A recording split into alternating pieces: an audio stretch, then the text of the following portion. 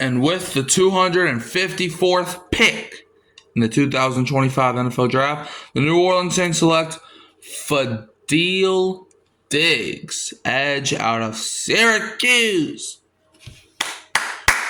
This is a good pick to end the draft.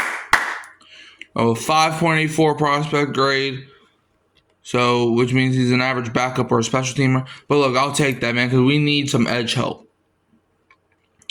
All right, he's 6'4", 257 pounds, 33-inch arms, or 33 and 3/8-inch arms, and a hand size of 10 3/8. His production score was 65, which was 26 among defensive ends / edge, and his athleticism score was 77, which was 11th. Total score being 67, which ranked him 28th.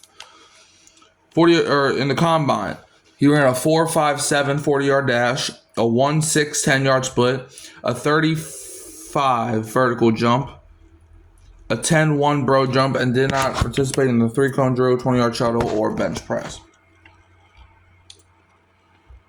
Man, I like to pick his player bio. So in high school, he was the New Jersey Gatorade Player of the Year as a senior at Woodrow Wilson High School. In 2020, he played for Texas A&M, where he redshirted and played in one game as a reserve, where he had 2 tackles.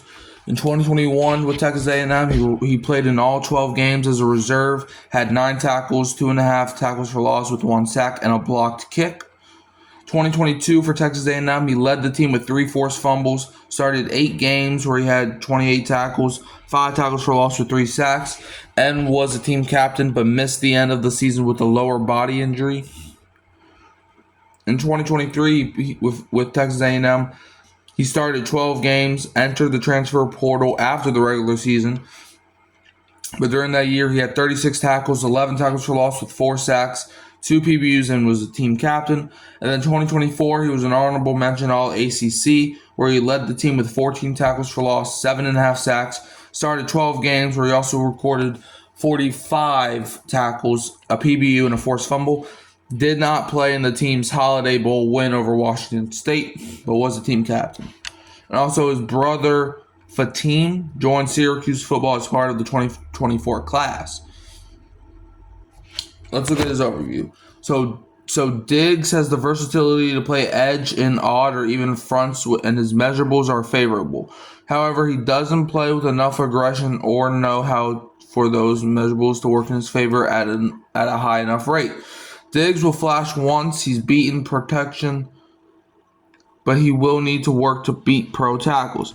As a run defender, he has the tools but doesn't find the football or diagnose the action quickly enough. Despite those issues, his traits and pro day testing gives him a good chance to be drafted, which obviously got drafted in the 7th round by the Saints.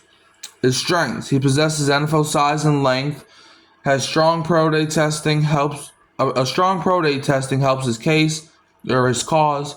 He has versatility to play edge in odd or even fronts, strikes with leverage and lift as a down lineman, and has adequate hand quickness to dismiss blockers' punch, and also uncorks a quality arm over inside rush move.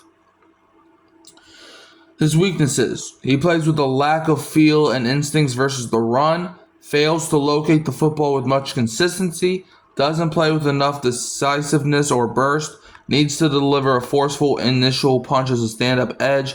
His pass rush is too rigid and lacks flow.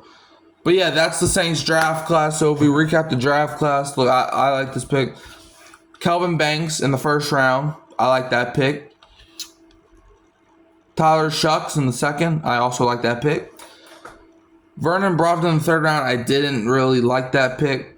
Then we got Jonas Sanker in the 3rd round. Where I like that pick. Then we who's our first 4th round pick? I don't know. We're going to go live probably this week talking about the Saints draft and also the NFL draft. But anyways, like, subscribe, share, turn the bell on so I don't miss another upload. And you can also find me here at Hurricane Mike, Kyle Phelps, and Keeping It Real Who Dat Sports Podcast. And I'm leaving you as always with the Who Dat. And don't be a Falcons fan.